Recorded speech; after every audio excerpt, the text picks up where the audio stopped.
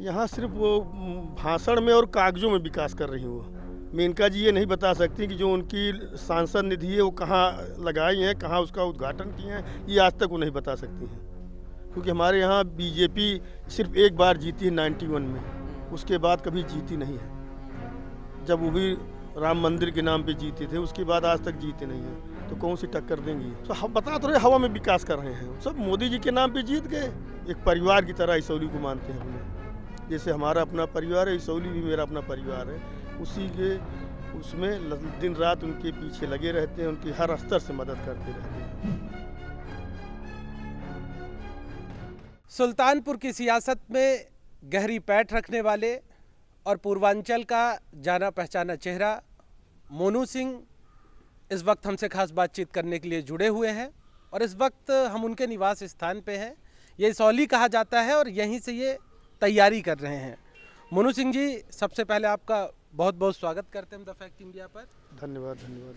Sir, ये बताएं कि इस बार किस प्रकार की सियासी फिजा चल रही है, और चूंकि यहाँ पर बीजेपी की सरकार है और केंद्र में भी बीजेपी की सरकार है, तो क्या लगता है सरकार का कामकाज ठीक है? हम नहीं संतुष्ट हैं। सरकार का काम देखा जाए तो हम क्या, जो हमारी विधानसभा जिससे हम तैयारी कर रहे हैं, जिससे पिछली बार मैं 44,000 वोट पा के मैं बहुत कम वोटों से हारा था, वहाँ की दशा बड़ी ख़राब है। चाहे सड़क की देख लीजिए, चाहे पानी की देख लीजिए, चाहे बिजली की समस्या देख लीजिए, हम संतुष्ट नहीं हैं। क्यों? यहाँ सुल्तानपुर में मेनका गांधी, जो कि भारतीय जनता पार्टी की बड़ी नेता कही जाती हैं, पहले मंत्री भी रहीं, तो क्या उनके होने के बावजूद सुल्तानपुर जिले की यह हालत है? यहाँ सिर्फ वो भाषण में और कागजों में विकास कर रही हैं वो। ज़मीन पे कहीं कुछ नहीं है। मेनका जी ये नहीं बता सकती कि जो उनकी सांसद निधि है वो कहाँ लगाई हैं, कहाँ उसका उद्घाटन किए हैं, ये आज तक वो नहीं बता सकती हैं। उनकी सांसद निधि कहाँ गई। तो मतलब मेनका जी के काम से भी यहाँ की जनता संतुष्ट? बिल्कुल नहीं।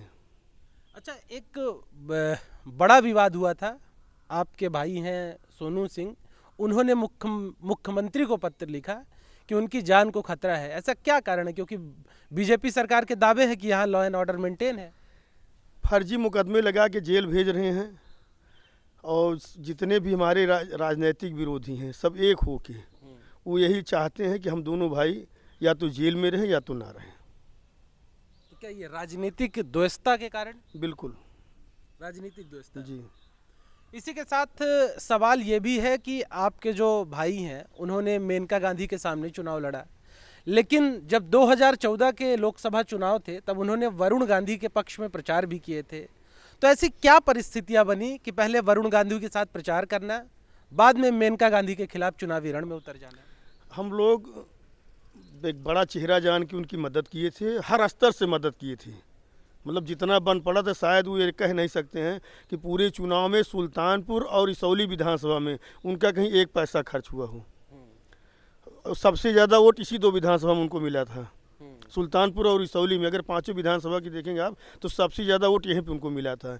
लेकिन उनके साथ चुनाव किसी को पहले से पता नहीं रहता कैसा किसका क्या स्वभाव है। चुनाव जीतने के बाद उन्होंने कुछ ने एकदम क्षेत्र छोड़ दिया। अब जो जनता हमसे मिल के जो हमारे साथ थे उनको वोट दिए हैं, उनकी जब समस्याएं आती थी तो वो कुछ करते नहीं थे, तो मजबूर होकर उनका साथ छोड़ना पड़ा। अच्छा, दूसरा बड़ा सवाल ये है कि बीजेपी के कामकाज से आप खुश नहीं हैं, तो सवाल ये है कि इस बार उत्तर प्रदेश की सियासत में कौन आने वाला है, किसके पक्ष में फिजा नजर आ रही है? देखिए, हम कोई बहुत बड़ी बात नहीं करते। हम लोग एक मतलब जिले की राजनीति करते हैं। ऊपर का बहुत ना हम बता सकते हैं ना समझते हैं। हमको सिर्फ अपने जिले और अपने क्षेत्र से मतलब रहता है। नहीं, फिर भी चूंकि आप नेता हैं, जनता के बीच में रहते हैं, तो जाहिर तौर पर लोगों की प्रतिक्रिया आपके समक्ष आती होगी। तो क्या लगता है आपको इस बार कैसा माहौल बनने अब वाला है? सब जगह का अलग अलग समीकरण है, हर क्षेत्र का काफ़ी कुछ तो कैंडिडेट के ऊपर डिपेंड करेगा किसका कैसा कैंडिडेट रहता है। सबसे बड़ा चीज़, जैसा कैंडिडेट रहेगा वैसी जनता चुनाव करेगी। मैं आपके क्षेत्र में पिछले 3 दिनों से लोगों से बातचीत कर रहा हूँ, तो लोगों का कहना है कि इस बार जो टक्कर है वो सपा और भाजपा के बीच होने वाली है। बाकी बीएसपी और कांग्रेस का कोई अता पता नहीं है। क्या आपको भी ऐसा लगता है? अब हम इसको तो अपने विधानसभा में नहीं कह सकते हैं, क्योंकि हमारे यहाँ बीजेपी सिर्फ एक बार जीती है 91 में, उसके बाद कभी जीती नहीं है।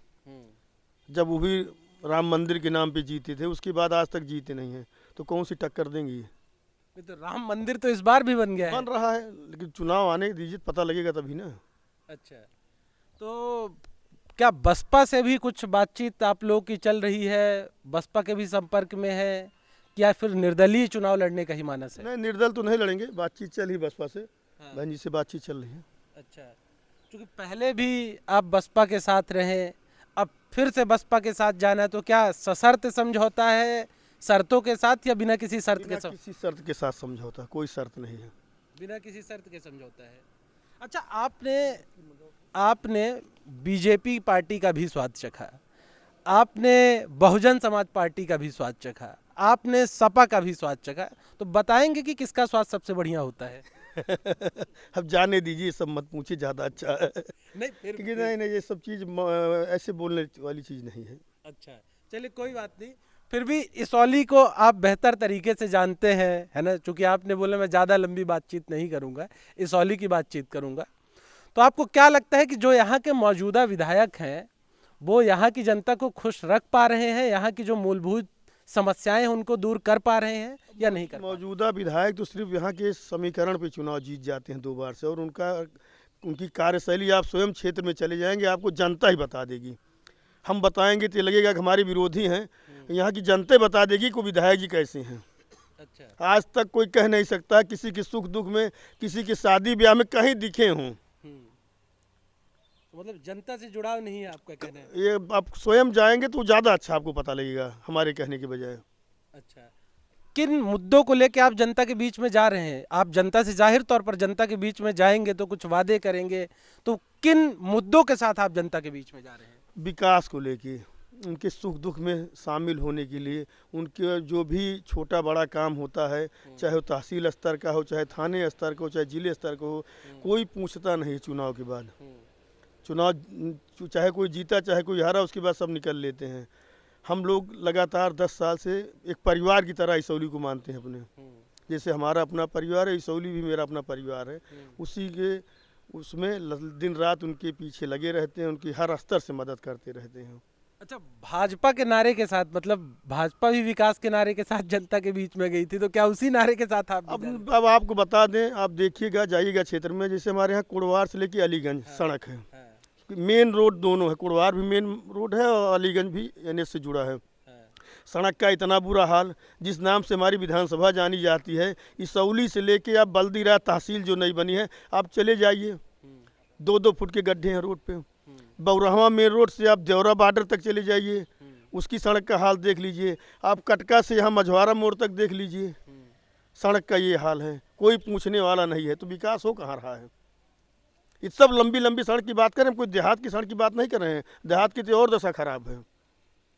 तो आपको क्या लगता है, तो फिर यहाँ जो भारतीय जनता पार्टी के जो नेता है, विधायक है, सांसद है, वो कर क्या रहे हैं? तो हम बता तो रहे, हवा में विकास कर रहे हैं। सब मोदी जी के नाम पे जीत गए, इनका तो अपना कुछ था नहीं, अब फिर मोदी जी के नाम पे जीतने के लिए चल पड़े हैं।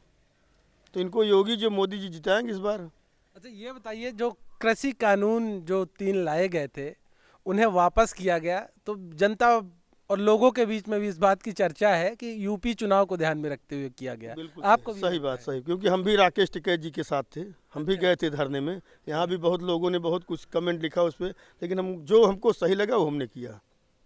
मतलब अब भाजपा जो भी कदम उठा रही वो यूपी चुनाव को लेकर। बिल्कुल बिल्कुल।